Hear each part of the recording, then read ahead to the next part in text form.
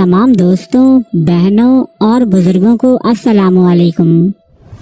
जब मोहम्मद बिन कासिम के पैरों में बेड़ियां डालकर इसे बसरा लाया गया तो तमाम शहर हैरानो परेशान रह गया, क्योंकि ये वो नौजवान सिपह सालार था कि जिसने सिर्फ 17 साल की उम्र में अपने दौर की एक बड़ी फौजी और इक्तिसादी कुव्वत सिंध पर फतह हासिल की थी।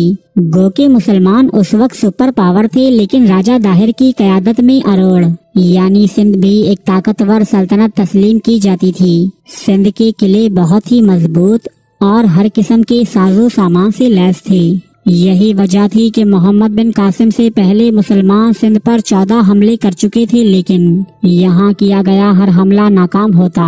ताहम मोहम्मद बिन कासिम और राजा दाहिर के दरमियान लड़ी गई तमाम जंगों में मुसलमान फतह याब रहे। यहाँ तक कि मोहम्मद बिन कासिम दरियाए सिंध के साथ साथ आगे बढ़ता हुआ मुल्तान तक जा पहुँचा। लेकिन दोस्तों, इसके इनाम में मोहम्मद बिन कासिम को क्या मिला?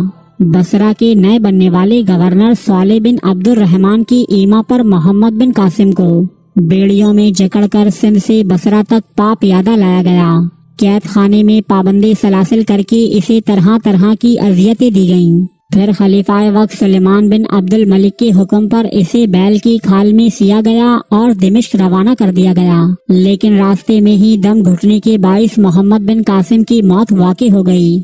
दोस्तों, आखिर क्या वजह थी कि फातेह सिंध कहलाए जाने वाले इस होनहार जर्नैल के साथ इतनी सफाकी और वहशत बरती गई?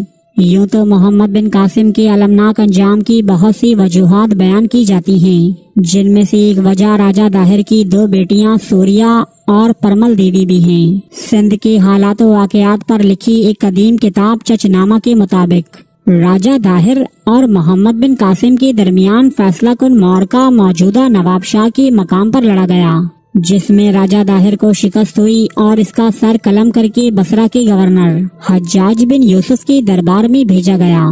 राजा दाहिर की एक बीवी रानी बाई ने रावण के किले को महफूज रखने के लिए इंतहाई पुरजोर मज़ाहमत की, लेकिन जब इसने देखा कि वो अरब हमला आवरों के खिलाफ कामयाब न हो सकेगी तो इसने किले में मौजूद तमाम औरतों के साथ जोहड़ की रस्म अदा की, यानी इज्तिमाई खुदकुशी कर ली। लेकिन जब ब्राह्मणाबाद नामी शहर मोहम्मद बिन कासिम के जरिए फतह हुआ तो यहाँ इसके हाथों राजा दाहिर की दूसरी बीवी रानी लाडी और इसकी 2 इंतहाई खूबरू और हसीन बेटियां गिरफ्तार हुईं। दोस्तों, बास तारीखी रिवायात ये कहती हैं कि जब रानी लाडी को मोहम्मद बिन कासिम के सामने पेश किया गया तो वो इसके हुस्न से ऐसा मुतासिर हुआ कि इसने रानी लाडी से निकाह करके इसे अपनी ज़ौजा बना लिया।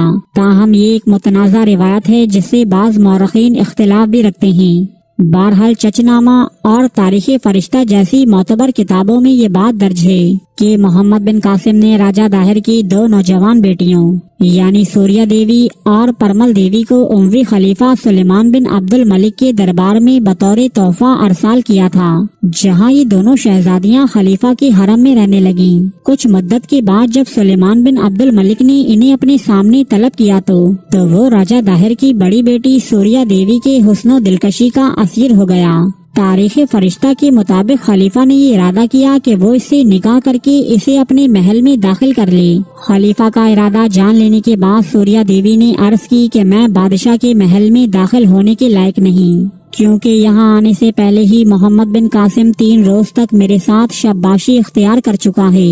क्या मुसलमानों में यही रस्म है कि पहले नौकर दस्ते खयानत दराज करें और इसके बाद इस औरत को तोहफे के तौर पर अपने खलीफा के पास भेजें? खलीफा ये तकरीर सुनकर सख्त गजबनाक हुआ और इसने बिना तहकीक व तफ्तीश ये फरमान जारी किया कि मोहम्मद बिन कासिम जहाँ भी हो अपने आप को एक बैल के चमड़े में बंद करके दारुल हुकूमत में हाजिरी दे। दोस्तों, मोहम्मद बिन कासिम उस वक्त बसरा के गवर्नर सालेह बिन अब्दुल रहमान की कैद में था।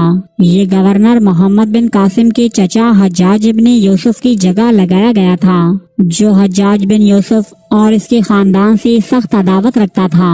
वजह इसकी ये थी कि हज्जाज इब्न यूसुफ ने अपने दौरे इक्तिदार के दौरान सालेह बिन अब्दुल रहमान के भाई को जाती इख्तिलाफात की बिना पर शदीद अजियतें देकर कत्ल किया था। चुनाचे इस गवर्नर ने भी मोहम्मद बिन कासिम से यही सलूक किया और इसे कैद खाने में रखकर इस पर सख्त तशद्दुद किया।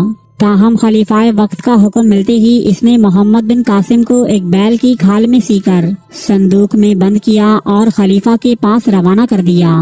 दोस्तों, मोहम्मद बिन कासिम की मौत रास्ते में ही दम घुटने के सबब वाक़ई हो गई। संदूक में बंद ये लाश जब खलीफा के सामने पेश की गई तो इसने राजा दाहिर की बेटी को दरबार में बुलाकर कहा कि मेरा हुक्म मेरे मातहतों पर इस तरह जारी होता है। ये मंजर देखकर राजा दाहिर की बेटी बहुत खुश हुई और इसने खलीफा को मुखातिब करते हुए कहा कि मोहम्मद बिन कासिम ने कभी मुझ पर या मेरी बहन पर दस्त दराजी नहीं की, लेकिन चूंकि इसने मेरे बाप और रिश्तेदारों को कत्ल करके हमारी कौम को तबाह किया और हमें बादशाही के मर्तबे से गिराकर गुलामी तक पहुंचाया था, लिहाजा इससे इंतकाम लेने के लिए मैंने इस पर तहमत लगाई और अपने मकसद में कामयाब भी हुई। सुलेमान बिन अब्दुल मलिक ये सुनकर सख्त शर्मिंदा हुआ, लेकिन चूंकि तीर अब कमान से निकल चुका था सो अब पछतावे के सिवा कुछ बाकी न रहा। खलीफा राजा दाहिर की बेटी पर इस कदर गजबनाक हुआ कि इसने सूर्या देवी और परमल देवी यानी दोनों बहनों को जिंदा दरगोर करने या दीवार में चुनवा देने का हुक्म दिया। दोस्तों, ये मोहम्मद बिन कासिम के अलमनाक अंजाम की सबसे मकबूल वजह है जो कदीम तरीन दस्तावेजात में दर्ज है। ताहम बाज मौरखीन इन रिवायात से मुत्तफिक नहीं। वो कहते हैं कि मोहम्मद बिन कासिम की माजूली और इसके कत्ल के पीछे सियासी अवामिल कार फरमा थे। चूँकि हज्जाज इब्न यूसुफ एक जालिम और सफाक इंसान था जिसने अपने दौरे इक़्तिदार में खलकती खुदा को बेजार कर रखा था। हज्जाज बिन यूसुफ ने हर मुमकिन कोशिश की कि सुलेमान बिन अब्दुल मलिक तख्ते खिलाफत पर ना बैठ सके, ताहम ऐसा ना हो सका। लिहाजा सुलेमान बिन अब्दुल मलिक ने तख्त नशीन होते ही अपने तमाम मुखालिफिन जिनमें कुतैबा बिन मुस्लिम, मूसा बिन नुसैर और हज्जाज बिन यूसुफ के मुकर्रर करदा दीगर अमायदीन पर अरसाए हयात तंग कर दिया। मोहम्मद बिन कासिम भी चूंकि हज्जाज बिन यूसुफ का भतीजा और इसका दामाद था, चुनाचे ये भी खलीफा के आताब का शिकार बना।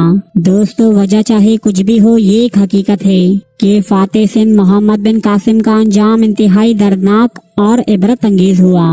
दोस्तों, बाज लोग मोहम्मद बिन कासिम को एक विलन करार देते हैं जो खानदानी अहले बैत के ताक़ुब में सिंध पर हमला आवर हुआ और इसके साथ होने वाली सफाकियत को दुरुस्त ठहराते हैं। क्या वाकई मोहम्मद बिन कासिम एक विलन था या फिर एक अजीम फातेह? ये एक तवील और मुतनाज़ा मौजू है दोस्तों, जिस पर हम इंशाअल्लाह एक तफसीली वीडियो बहुत ही जल्द बनाने वाले हैं।